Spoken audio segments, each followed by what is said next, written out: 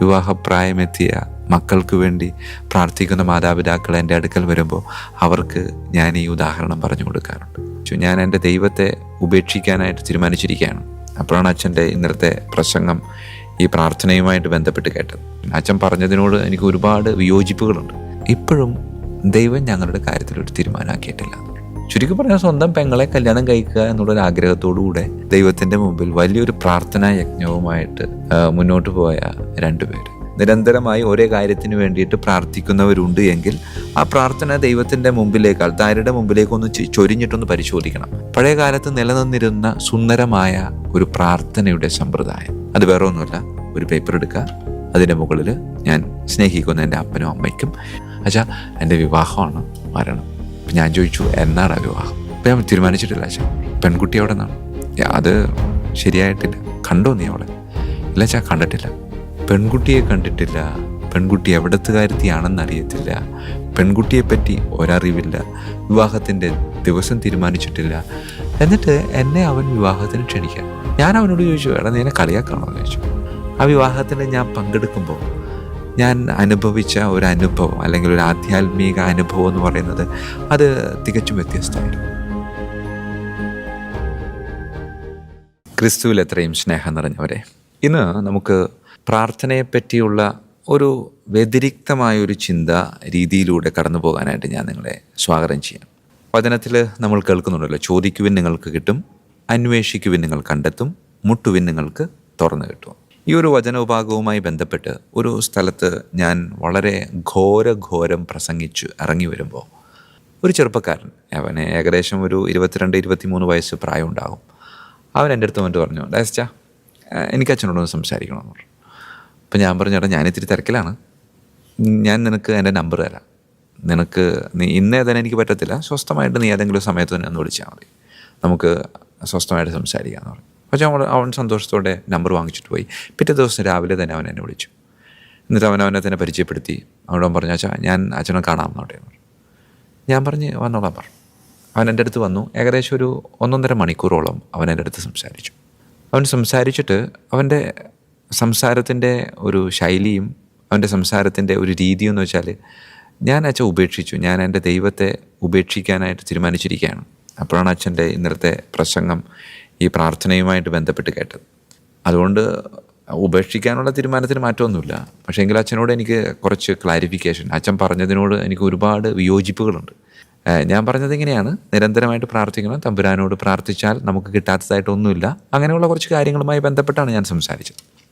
എന്നിട്ട് അവൻ പറഞ്ഞത് എങ്ങനെയാണ് അച്ഛാ, ഞാൻ ഒരു കാര്യത്തിന് വേണ്ടിയിട്ട് 500 ദിവസം തുടർച്ചയായി പല ഭക്തകർമ്മങ്ങളും വിശുദ്ധ കുർബാനയും കുമ്പസാരവും ഉപവാസവും ഒക്കെ ആയിട്ട് ഇങ്ങനെ കടന്നു പോവുകയായിരുന്നു. പക്ഷേ 500 ദിവസം കഴിഞ്ഞു, എന്നിട്ട് ഇപ്പോഴും ദൈവം ഞങ്ങളുടെ കാര്യത്തിലൊരു തീരുമാനമാക്കിയിട്ടില്ല. ഞാൻ ചോദിച്ചു, നിങ്ങളുടെ പ്രാർത്ഥനയുടെ നിയോഗം എന്താണെന്ന് ചോദിച്ചു. അപ്പോൾ അവർ പറഞ്ഞ നിയോഗം വേറെ ഒന്നുമില്ല, ഈ കൂട്ടുകാരനല്ല കൂട്ടുകാരിയാണ്. അപ്പോൾ നമുക്ക് ഏകദേശം നിങ്ങൾക്ക് മനസ്സിലായിട്ടുണ്ടാവില്ല. അപ്പോൾ അവരുടെ വിവാഹം നടക്കണം, ആ വിവാഹത്തിൻ്റെ മാതാപിതാക്കളുടെ സമ്മതത്തോടെ അവരുടെ വിവാഹം നടത്തുക. രണ്ടുപേരും ക്രിസ്ത്യാനികളാണ്. മാതാപിതാക്കളുടെ സമ്മതത്തോടെ വിവാഹം നടക്കുക എന്നൊരു പ്രത്യേക നിയോഗം വെച്ച് രണ്ടുപേരും 500 ദിവസത്തോളം, നിസ്സാരമായിട്ടുള്ളൊരു കാര്യമല്ല, 1.5 വർഷത്തിലധികം നീണ്ടു നിൽക്കുന്ന ഒരു പ്രാർത്ഥനാ യജ്ഞം. ആ പ്രാർത്ഥനാ യജ്ഞം കഴിഞ്ഞു. പക്ഷേ അവരുടെ കാര്യത്തിനൊരു തീരുമാനം ഉണ്ടായില്ല, മാതാപിതാക്കൾ സമ്മതിച്ചില്ല. അപ്പോൾ അവർ വേർപിരിയേണ്ടതായിട്ട് വന്നു. അപ്പം ഞാൻ ചോദിച്ചു, അപ്പം എന്താണ് സമ്മതിക്കാതിരിക്കാനുള്ള കാരണം എന്താണെന്ന് ചോദിച്ചു. കാരണം വേറെ ഒന്നുമല്ല, ഞാൻ എൻ്റെ ജീവിത പങ്കാളിയായിട്ട് എടുക്കാനായിട്ട് ആഗ്രഹിച്ചവർ തമ്മിൽ ഞങ്ങൾ ചെറിയൊരു ബന്ധമുണ്ട്. അപ്പം ചോദിച്ചാൽ എന്തേ ബന്ധം? വേറെ ഒന്നുമില്ല, എൻ്റെ അപ്പൻ്റെ പെങ്ങളുടെ മോളാണ്. ഇപ്പോഴുള്ളവരെ ചുരുക്കി പറഞ്ഞാൽ സ്വന്തം പെങ്ങളെ കല്യാണം കഴിക്കുക എന്നുള്ളൊരു ആഗ്രഹത്തോടുകൂടെ ദൈവത്തിൻ്റെ മുമ്പിൽ വലിയൊരു പ്രാർത്ഥനാ യജ്ഞവുമായിട്ട് മുന്നോട്ട് പോയ രണ്ടുപേര്. എന്നിട്ട് അവർക്ക് ദൈവത്തോട് പരാതി എന്താണ്? ദൈവം അവരുടെ പ്രാർത്ഥനയായിട്ട്. ഇപ്പോഴുള്ളവരെ 1-2 ദിവസമല്ല കേട്ടോ, 1.5 വർഷത്തിലധികം നീണ്ടു നിൽക്കുന്ന പ്രാർത്ഥനാ യജ്ഞത്തിൽ ദൈവം അവരോട് കരുണ കാണിച്ചില്ല എന്ന് പറയുമ്പോൾ അതിനകത്ത് ചെറിയൊരു ശരിയില്ലേന്ന് തോന്നിപ്പോയല്ലേ. ചെറിയൊരു ശരിയില്ലേന്നൊരു തോന്നലുള്ളവർക്ക് അങ്ങനെ ഒരു സംഭവമില്ല. നിങ്ങൾ ചിന്തിക്കുന്നില്ല, ചെറിയൊരു ശരിയില്ല, അതിനകത്ത് മൊത്തം തെറ്റാം. കാരണം എൻ്റെ പ്രാർത്ഥന ദൈവം സ്വീകരിക്കണമെങ്കിൽ, ഇപ്പോൾ ഒരു പ്രാർത്ഥന ഞാനൊരു പ്രാർത്ഥന എൻ്റെ ദൈവത്തിൻ്റെ മുമ്പിലേക്ക് സമർപ്പിക്കാം. ആ പ്രാർത്ഥന സ്വീകരിക്കപ്പെടുമ്പോൾ 2 കാര്യങ്ങൾ നമ്മളൊന്ന് പരിശോധിക്കണം. ഒന്ന്, ആ പ്രാർത്ഥന സ്വീകരിച്ച് ദൈവം എന്നെ അനുഗ്രഹിക്കുമ്പോൾ ആർക്കെങ്കിലും, എൻ്റെ ചുറ്റുപാടും നിൽക്കുന്ന ആർക്കെങ്കിലും വേദന ഉണ്ടാകുന്നുണ്ട് എങ്കിൽ ദൈവം അത് ഗൗനിക്കത്തേയില്ല. രണ്ടാമത്തത്, എൻ്റെ പ്രാർത്ഥന ദൈവം സ്വീകരിച്ച് എന്നെ അനുഗ്രഹിക്കുമ്പോൾ ഞാൻ ഒരു അഹങ്കാരിയായി മാറാനുള്ള സാധ്യതയുണ്ട് എങ്കിൽ ആ പ്രാർത്ഥനയും ദൈവം സ്വീകരിക്കത്തില്ല. അതുകൊണ്ട് പ്രിയമുള്ളവരെ, നിരന്തരമായി ഒരേ കാര്യത്തിന് വേണ്ടിയിട്ട് പ്രാർത്ഥിക്കുന്നവരുണ്ട് എങ്കിൽ ആ പ്രാർത്ഥന ദൈവത്തിൻ്റെ മുമ്പിലേക്ക്, ആൾക്കാരുടെ മുമ്പിലേക്കൊന്ന് ചൊരിഞ്ഞിട്ടൊന്ന് പരിശോധിക്കണം. ഇതിൽ നേരത്തെ പറഞ്ഞ ഈ 2 കാര്യങ്ങൾ കിടക്കുന്നുണ്ട് എങ്കിൽ ആ കിടക്കുന്ന കാര്യങ്ങളൊന്ന് മാറ്റിയെടുത്ത് വീണ്ടും ഒരു പുനഃക്രമീകരണം നടത്തി ആ പ്രാർത്ഥനയെ ദൈവത്തിൻ്റെ മുമ്പിലേക്ക് സമർപ്പിക്കാനായിട്ടൊന്ന് പരിശ്രമിക്കുന്നത് നല്ലതാണ്. പ്രാർത്ഥനയെ ലഘൂകരിക്കുന്നതല്ല കേട്ടോ ഞാൻ. കൃത്യമായിട്ട് പ്രാർത്ഥനയെപ്പറ്റി നിങ്ങൾ മനസ്സിലാക്കണം. പ്രാർത്ഥന എന്ന് പറയുന്നത് ദൈവത്തിൻ്റെ മുമ്പിലേക്ക് കൊടുത്തിട്ടുള്ള എന്തെങ്കിലും കാര്യങ്ങൾ ദൈവമേ എനിക്ക് തിരിച്ചു തരണം എന്ന് പറഞ്ഞുകൊണ്ട് പോകുന്ന ഒരു കാര്യമായിട്ട് ചിലപ്പോൾ നമ്മൾ ചിന്തിക്കാറുണ്ട്, അല്ലേ? പ്രാർത്ഥന എന്ന് പറയുന്നത് ഗിവ് ആൻഡ് ടേക്ക് ആണ്, കൊടുക്കുക എടുക്കുക എന്നുള്ളത്. പക്ഷെ പലപ്പോഴും നമ്മൾ എടുക്കാൻ വേണ്ടിയിട്ടാണ് നമ്മൾ പരിശ്രമിക്കുന്നത്. കർത്താവിൻ്റെ മുമ്പിൽ സമയം കണ്ടെത്താനായിട്ട് നമുക്ക് സാധിക്കുന്നുണ്ട്. കുറച്ചധികം സമയം കർത്താവിൻ്റെ മുമ്പിലേക്ക് നമുക്ക് തന്നെ, നമ്മളെ തന്നെ സമർപ്പിച്ച്, ഉദാഹരണത്തിന് നമ്മളെന്തെങ്കിലും ഇൻ്റർവ്യൂവിന് പോകുമ്പോൾ, അല്ലെങ്കിൽ ആദ്യമായിട്ട് ജോലിക്ക് പോകുമ്പോൾ, നമ്മുടെയൊക്കെ വീടുകളിൽ നിന്ന് ഈശോയുടെ തിരുഹൃദയത്തിൻ്റെ മുമ്പിൽ കുറച്ച് നേരം പ്രാർത്ഥിക്കണേ. പ്രാർത്ഥിക്കുന്നത് എന്താ? അങ്ങോട്ട് പറയാനുള്ളതൊക്കെ പറഞ്ഞിട്ട് ഇങ്ങോട്ട് പോരുക. അവിടെ നിന്ന് എന്തെങ്കിലും ഇങ്ങോട്ട് പറയുന്നുണ്ടോ എന്ന് പലപ്പോഴും നമ്മൾ ശ്രദ്ധിക്കാറില്ല. അതുകൊണ്ട് പ്രിയമുള്ളവരെ, ചോദിക്കുവിൻ നിങ്ങൾക്ക് കിട്ടും.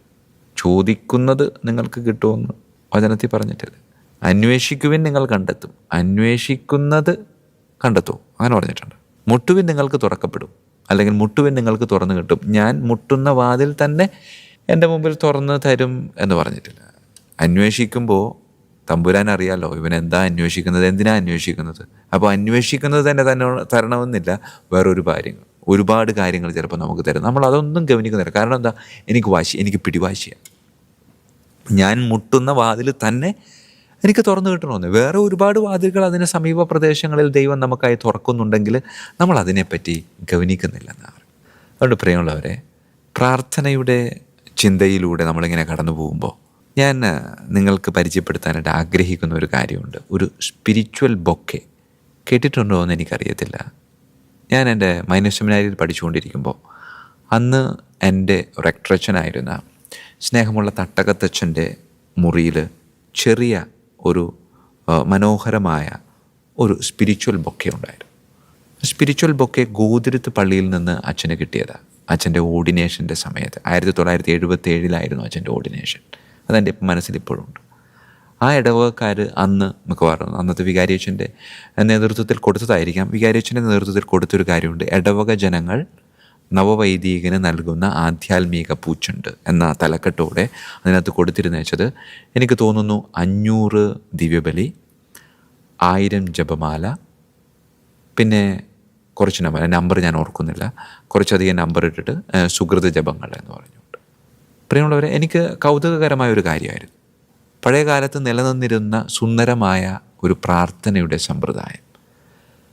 നമ്മളൊക്കെ പലപ്പോഴും പല ആഘോഷങ്ങളിലൂടെ കടന്നു പോകാറുണ്ട്. മക്കളുടെ ജന്മദിനം, മാതാപിതാക്കളുടെ വിവാഹ വാർഷികം, ആ സമയത്തൊക്കെ അവർക്ക് ഡ്രസ്സും സ്വീറ്റ്സും അലങ്കാരങ്ങളൊക്കെ നൽകി അവരെ സന്തോഷിപ്പിക്കുമ്പോൾ അത് ഇന്നത്തെ ഈ ലോകത്തിൻ്റെ സന്തോഷം മാത്രമായിട്ട് അവശേഷിക്കുമ്പോൾ ഒരിക്കലും അവസാനിക്കാത്ത ഒരു യാഥാർത്ഥ്യം നമ്മുടെ കൂടെയുണ്ട്. അത് ആത്മീയ യാഥാർത്ഥ്യമാണ്. എൻ്റെ ആത്മാവാണ്. ആത്മാവിന് മരണമില്ല. അപ്പോൾ മരണമില്ലാതെ അന്ത്യം വരെ, അല്ലെങ്കിൽ മരണമില്ലാതെ ഇങ്ങനെ ജീവിതം ആസ്വദിക്കാൻ പോകുന്ന എൻ്റെ ആത്മാവിന് സന്തോഷം നൽകുന്ന ഇതുപോലുള്ള സ്പിരിച്വൽ ബൊക്കെ അത് നമ്മുടെ കുടുംബങ്ങളിലേക്കും നമ്മുടെ പ്രാർത്ഥനാ രീതികളിലേക്കും കൊണ്ടുവരാനായിട്ട് പരിശ്രമിക്കണം. ഈ അടുത്ത് വരുന്ന നമ്മളുടെ പ്രിയപ്പെട്ടവരുടെ വെഡ്ഡിങ് ആനിവേഴ്സറിയോ ബർത്ത്ഡേയോ എന്ത് തന്നെയാണെങ്കിലും ആ സമയത്ത് നമ്മളുടെ പ്രിയപ്പെട്ട മക്കൾക്ക്, നമ്മുടെ പ്രിയപ്പെട്ട മാതാപിതാക്കൾക്ക്, ഉദാഹരണത്തിന് നമ്മുടെ മാതാപിതാക്കൾ ഈ അടുത്ത് വിവാഹ വാർഷികം ആഘോഷിക്കുന്നുണ്ട് എങ്കിൽ ആ വിവാഹ വാർഷികം ആഘോഷിക്കുന്ന നമ്മുടെ മാതാപിതാക്കൾക്ക് ഒരു സ്പിരിച്വൽ ബൊക്കെ, ആധ്യാത്മിക പൂച്ചെണ്ട് കൊടുക്കാനായിട്ട് നമുക്ക് പരിശ്രമിക്കാം.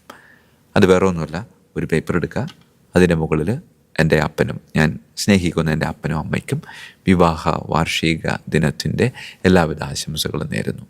അപ്പനും അമ്മയ്ക്കും ഞാൻ നൽകുന്ന സമ്മാനം എന്ന് പറയുന്നത് എന്ന് പറഞ്ഞുകൊണ്ട് നമുക്ക് അവിടെ നമ്പർ എഴുതാം. ഉദാഹരണത്തിന് 30 ദിവ്യബലി, 50 ജപമാല, 100 കരുണയുടെ ജപമാല, സുഹൃത ജപങ്ങൾ ഒരു 1000 എണ്ണം ഇരുന്നോട്ടെ.